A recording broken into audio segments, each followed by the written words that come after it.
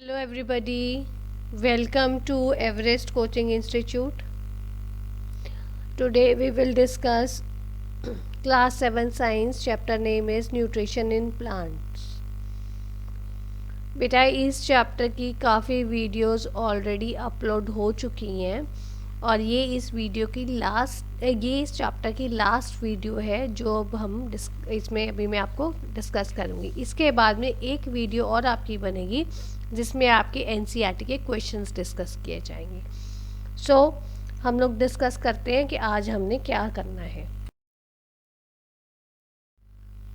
Now comes other modes of nutrition in plants. हमने modes of nutrition in plants discuss किए हैं। अब जो हमने बाकी के मोड्स हैं वो डिस्कस करता है हमारा सेप्रोट्रोप्स। सेप्रोट्रोप्स क्या होते हैं? ये वो होता है जो आपने देखा होगा कुछ प्लांट्स जो हैं वो ग्रीन नहीं होते हैं और वो अपने पर फिर भी वो अपना खाना कैसे खाते हैं? वो खुद तो बना नहीं सकते हैं खाना क्योंकि ग्रीन पिगमेंट नहीं है, क्लोरोफिल नहीं है। तो उसकी एब्सेंस में वो प्लांट्स जो हैं वो डेड और डिकेइंग ऑर्गेनिक मैटर से अपना खाना जो प्लांट्स बनाते हैं उनको हम सेप्रोट्रॉप्स कहते हैं।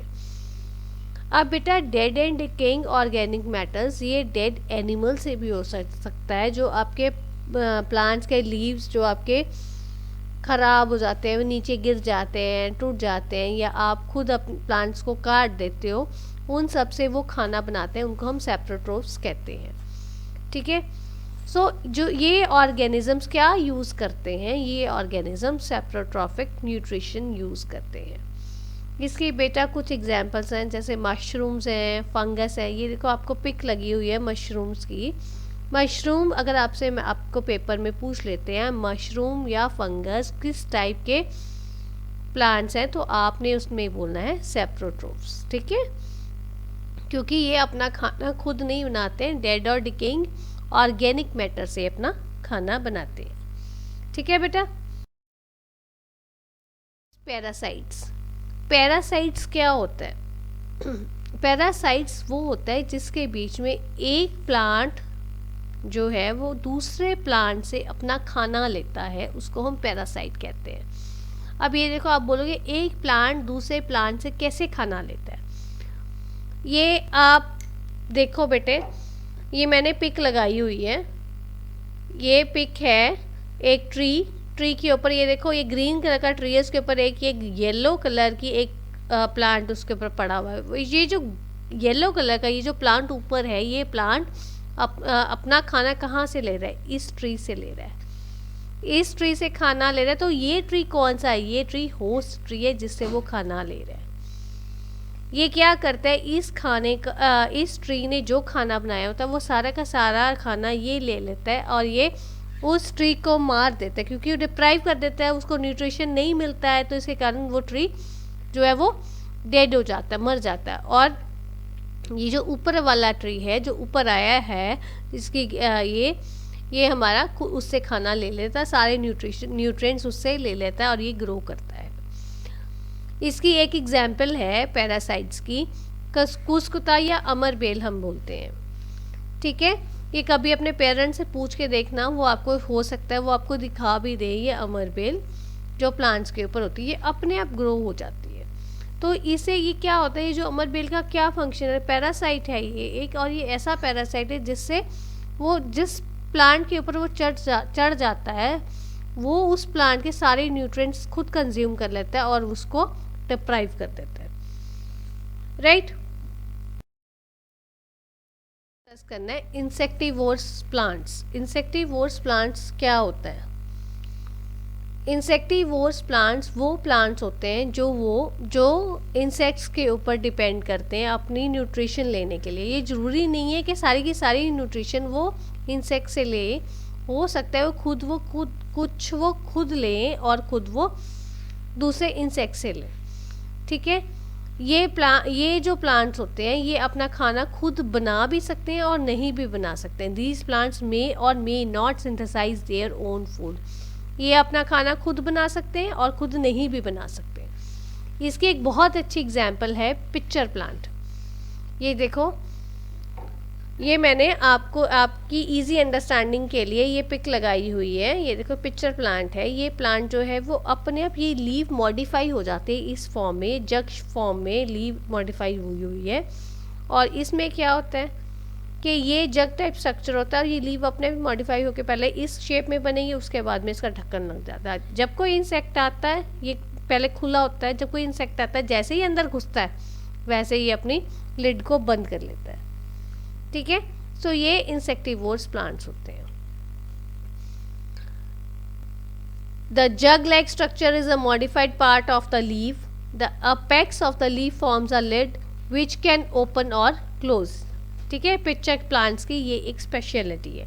तो ये हमने डिस्कस किया इंसेक्टिवोर्स प्लांट्स। सिम्बायोसिस। सिम्बायोसिस क्या होता है?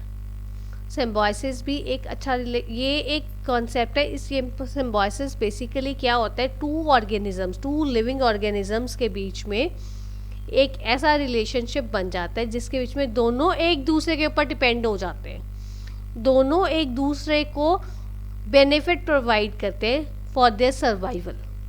उनके ज़िंदा रहने के लिए दो ऑर्गेनिज्म जब एक दूसरे के ऊपर डिपेंड हो जाते हैं, दोनों की मतलब एक दूसरे के बिना वो ज़िंदा नहीं रह सकते हैं, तो उसको हम सिम्बायोसिस कहते हैं। ये जो ऐसी न्यूट्रिशन, ये जो मोड ऑफ न्यूट्रिशन है, इसको हम बोलते हैं सिम्बायोटिक रिलेशनशिप। ठीक है बेटा, इसको हम बोलते हैं सिम्बायोटिक रिलेशनशिप। इसके एक एग्जाम्पल है लीचन। लीचन एक एग्जाम्पल है। इस लीचन में क्या होता है, एल्गी है और फंगस है। एल्गी हमने डिस्कस किया, वो ग्रीन कलर की होती है तो वो ऑटोट्रॉफ है, और फंगस जो है वो सेप्रोट्रॉफ है। मतलब एल्गी अपना खाना खुद बनाती है और फंगस जो है दूसरे के ऊपर डिपेंड होती है। सो ये एल्गी और फंगस, ये दोनों लीचन में ये दोनों एक दूसरे के ऊपर डिपेंड होते हैं अपने सर्वाइवल के लिए, अपनी न्यूट्रिशनल नीड्स को फुलफिल करने के लिए।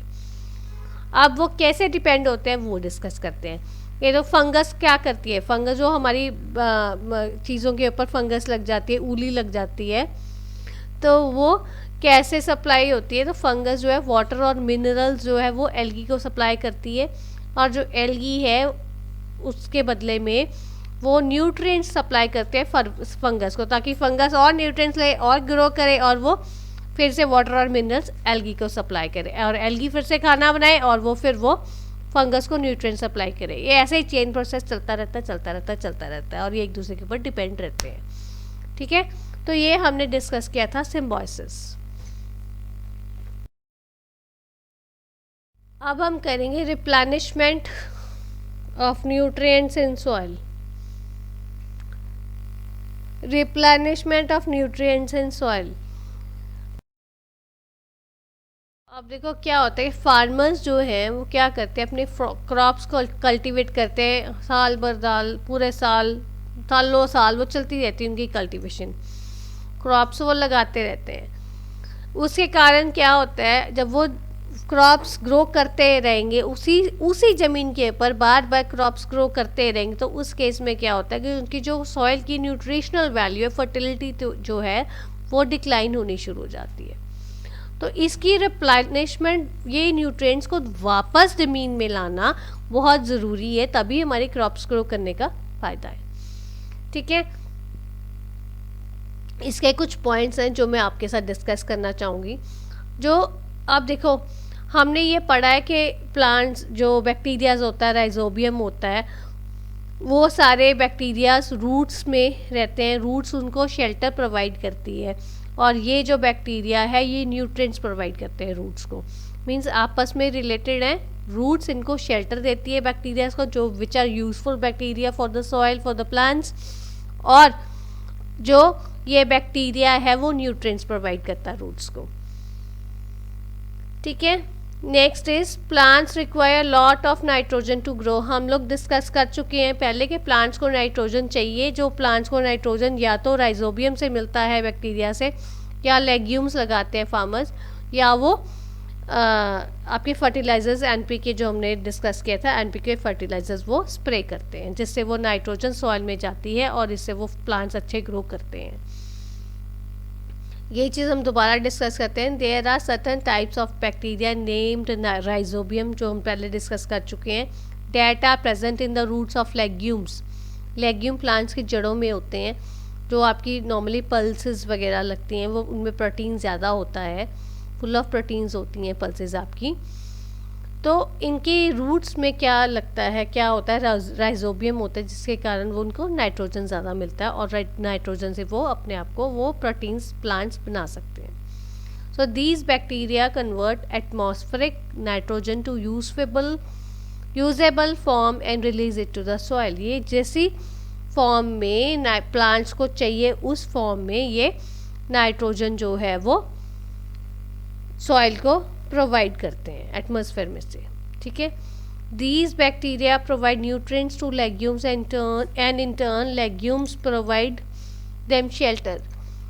ये लेग्यूम्स जो हैं वो क्या करते हैं, उनका फंक्शन क्या है, वो प्लांट्स को प्रोटीन्स प्रोवाइड करते हैं और प्लांट्स उनको क्या देते हैं, उनको छत देते हैं, शेल्टर देते हैं। सो ये इस टाइप की जो रिलेशनशिप को हम सिम्बायोटिक रिलेशनशिप कहते हैं, जो एक दूसरे के साथ रिलेटेड हैं, जिनका दोनों का होना बहुत ज़रूरी है अपने इनके सर्वाइवल के लिए। ठीक है बेटा, all for today's video, thanks for watching. और ये इसके साथ आपका चैप्टर ख़त्म हो रहा है आज। Thanks for watching.